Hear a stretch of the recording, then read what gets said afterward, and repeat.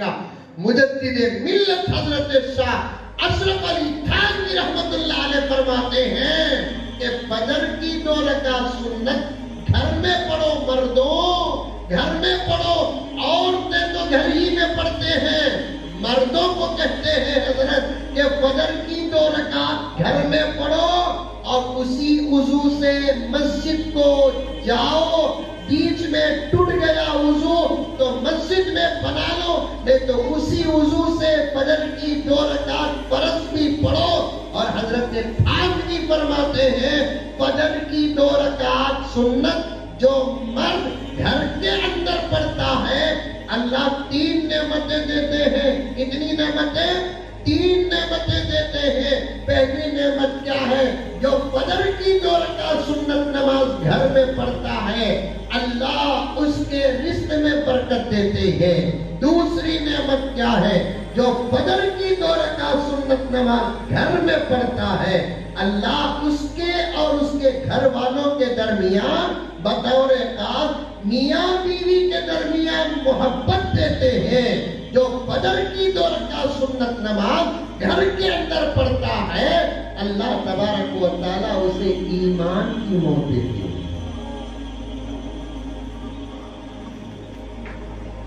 لقد من اللہ میں یہ باتیں آتی ہیں جس کو مولانا عبدالہادی صاحب نے قرآن کی آیت تلاوت کی ہے. میں کھینچ کھینچ کر پیش کرتا ہوا گزر رہا ہوں. عمل کتنا چھوٹا، بدلے کتنے بڑے بڑے. رزق میں برکت، میاں بیوی میں محبت، سبحان اللہ، اس کی تو بہت ضرورت ہے. شادی ہو تو 1 مہینہ نہیں، شروع ریکارڈ. ایک آدمی کی شادی ہوئی کہتے ہیں، دوست پوچھا کرتے 1 مہینے کے بعد کیسی باہر لائف. اللہ کا فضل تھا، کبھی انہیں خوش کبھی میں خوش. وہ کیا رہے ہو، کبھی انہیں خوش کبھی تو خوش. نہیں رپٹ ہے پھینک کو مارتی، لگا تو انہیں خوش، نہیں لگا تو میں خوش.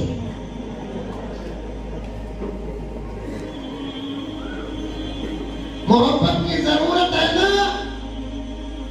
فجر کی 2 رکعت سنت گھر میں پڑھے، رزق میں برکت، میاں بیوی میں محبت. مجھے گھنگو فون کیا، حضرت میری ابھی شادی چھوڑی نہیں نا، میں گھر میں پڑھوں کیا کیا.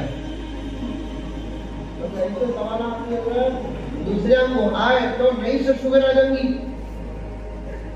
میں نے گھنگو فون کرا سا، دیکھو حضرت تمہارا بیان سنیا نہیں، تمہارے بیان میں تمہیں بولے فجر کی 1 بجے بولے فجر کی 2 رکعت سنت نماز گھر میں پڑھتا ہوں، میاں بیوی میں محبت کرتے. میری شادی چھوڑی نہیں میں گھر میں پڑھوں گی، مسجد میں پڑھوں نہیں، بات گھر میں پڑھوں. فائدہ کیا پوچھا؟ میرا شادی کے بعد کی محبت کا اسٹاک جمع ہوتا. الحمدللہ مولوی صاحب کے پاس ہر سوال کا جواب ہے، اس لیے کہ مولوی صاحبوں کے پاس قرآن ہے.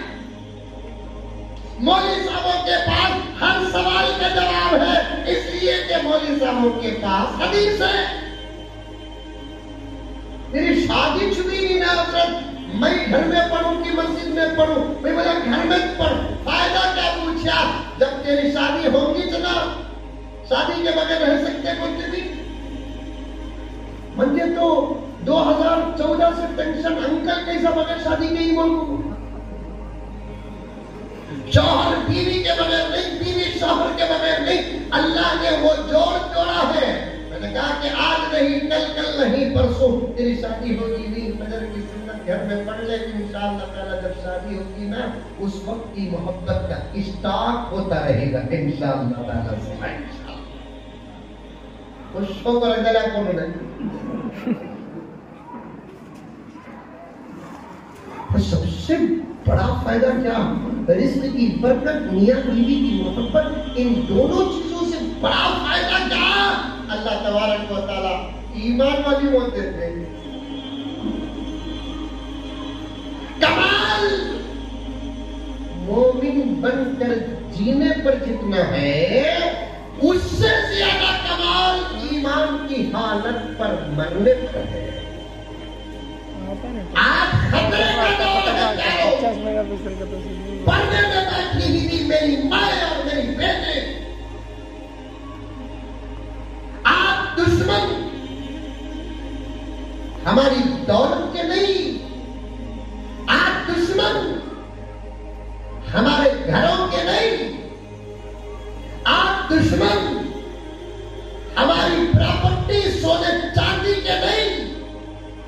یہ چیزیں ان کے پاس بھی ہیں. اسرائیل ہو کہ امریکہ، جاپان ہو کہ چائنا، آسٹریلیا ہو کہ نیوزی لینڈ، خود ہمارے ملک کے اندر ملک کے دشمن، اسلام کے دشمن جو ہیں، سب کا ایک ہی خیال، اس قوم کے ایمان کو برباد کرو. میں بڑی گہری بات بتا رہا ہوں، اللہ کا واسطہ دے کر کہہ رہا ہوں، میرا ساتھ دو اور سمجھو. دشمن ہماری دولت کا نہیں، ہماری سواریاں اور گاڑیوں کا دشمن نہیں، ہمارے گھر، ہمارے دکانوں کا دشمن نہیں. وہ دشمن ہے ہمارے ایمان کا. اور آج سے 50 سال پہلے میرے پاس ریکارڈ ہے، مفتی صاحب کے سامنے میں نے کئی مرتبہ اس بات کا اظہار کیا اور بیانات میں آپ سنے ہوں گے. آج سے 50 سال پہلے تک دشمن یہ کوشش کیے کہ ڈائریکٹ مسلمانوں کو اسلام سے باہر کرو. سمجھ میں آ رہی ہے بات؟ ارے ممکن کی بھی حالت نہیں آ رہی. ڈائریکٹ مسلمانوں کو اسلام سے باہر کرو. ڈائریکٹ مسلمانوں کو اسلام سے باہر کرو. جب اس پر وہ کامیاب نہیں ہوئے تو انہوں نے ایک دوسرا پلان تیار کیا. آباد اور سے سن، دوسرا پلان انہوں نے تیار کیا کہ ان کو ان کی حالت میں رہنے دو، ان کے اندر ایمان تارک کرو، ان کو ٹوپیاں پہننے دو، ان کو داڑیاں رکھنے دو، ان کو مسجدوں میں جا کر نماز پڑھنے دو، ان کے گھروں میں قرآن ہے تو رہنے دو، ان کی عورتیں برقع پہنتی ہے تو پہننے دو، ان کی عورتیں حجاب و نقاب پہنتی ہے تو پہننے دو، یہ رمضان کے روزے رکھتے ہیں تو رکھنے دو، ان کے پاس پیسہ آ کر یہ عمرے کو اور حج کو جاتے ہیں تو جانے دو. لیکن کچھ چیزیں ان کے اندر داخل ایسے کرو کہ یہ خود کو مسلمان سمجھے لیکن مسلمان نہ رہے، یہ خود کو مومن سمجھے مومن نہ رہے. یہی فتنہ آج ساری دنیا میں پھیل چکا ہے اور دجال بچھا چکا ہے اور ساری دنیا کے دشمن اس پر محنت کر رہے ہیں اور ہم مسلمان غفلت کی نیند سو رہے ہیں. چاہے غازی پیٹ ہو کہ چاہے کرپا ہو، چاہے آندھرا پردیش ہو کہ چاہے بنگلور ہو، چاہے کرناٹک ہو کہ حیدرآباد ہو یا تلنگانہ ہو، پورا ہندوستان ہو یا ساری دنیا ہو. مولانا باقوی صاحب میں کیا کہوں، جس غفلت کی بات میں قاضی پیٹ میں بیٹھ کر رہا ہوں، آج وہ غفلت عرب میں بھی طاری ہو چکی ہے. میرے پیاروں میرا ساتھ دو.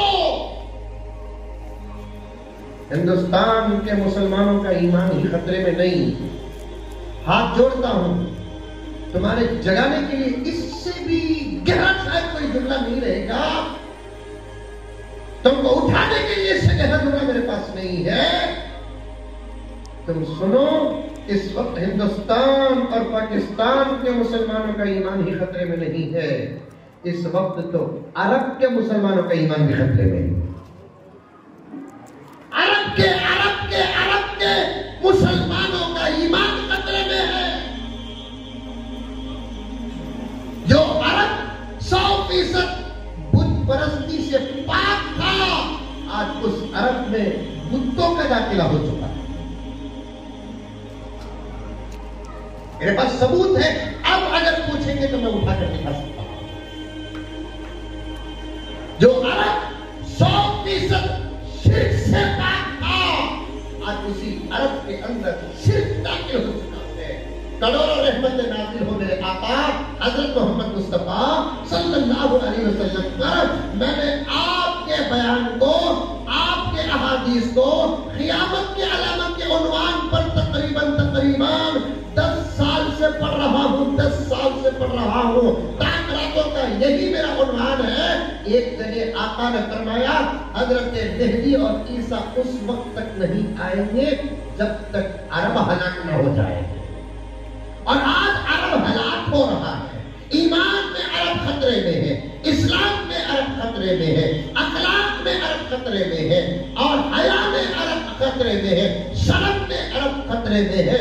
کھانے پینے کے، جائز و ناجائز کے، حلال اور حرام کے مسائل میں عرب خطرے میں ہے. میں تو یہاں تک کہتا ہوں کہ عرفات اس وقت خطرے میں ہے، مینا خطرے میں ہے، مزدلفہ خطرے میں ہے.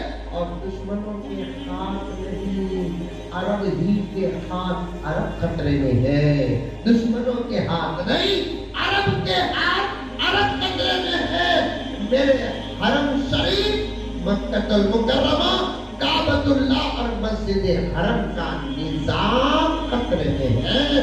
ایسے دور میں یہ ٹوپیوں کے ساتھ جینا، یہ داڑھیوں کے ساتھ جینا، یہ اماموں کے ساتھ جینا، یہ جھپوں کے ساتھ جینا، یہ قرآن گھروں میں رکھ کر جینا، یہ نکاح کے خطبے پڑھا کر جینا، اور ہم بڑے بڑے دعوے کر کر جینا کمال نہیں ہے. اس زندگی کے ساتھ، ایمان کے ساتھ مرنا کمال ہے. اور اس کی تعویذ کیا ہے؟ مجدد ملت حضرت شاہ شفیع تھانوی نے فرمایا فجر کی 2 رکعت سنت نماز ایک دن بھی ناغا کیے بغیر جو اللہ کا بندہ گھر میں پڑھ لیتا ہے، اور جب تمہارے اوپر نماز فرض ہے ان دنوں میں اس نیت کے ساتھ تم گھر کے اندر فجر کی 2 رکعت سنت نماز ضرور پڑھو، کیونکہ سنت نماز سنت مؤکدہ ہے. ساتھ میں یہ تصور، یہ ارادہ، یہ خیال لے کر آ جاؤ کہ فلاں تاریخ کو قاضی پیٹ میں جلسہ ہوا، مولانا نے یہ باتیں بتائی کہ 2 رکعت سنت نماز کی فضیلت، رزق میں برکت، اے اللہ دے دے برکت، عمر میں برکت، اے اللہ دے دے برکت، اے اللہ میاں بیوی میں محبت دے دے محبت، اے اللہ ایمان کی موت کا وعدہ ہے اس کے اندر، اے اللہ مجھے ایمان کی موت دے دے. میرے بھائیوں عمل کرو، عمل کرو. یہ عاجز جب سفر میں رہتا ہے تو بات الگ ہے. جب میں بنگلور میں رہتا ہوں تو فجر میں میرا اہتمام بھی یہی ہے. بڑے بڑے اولیاء اللہ کو میں نے دیکھا کہ وہ فجر کی سنت گھروں کے اندر پڑھتے ہیں. اور آج اس دور میں ایسے وظیفوں پہ عمل کرنا بہت ضروری ہے میرے پیاروں، کیونکہ ایمان خطرے میں ہے، ایمان خطرے میں ہے. اور ایمان کی حفاظت کے جتنے انتظامات ہیں اور تمام انتظامات پر عمل کرو.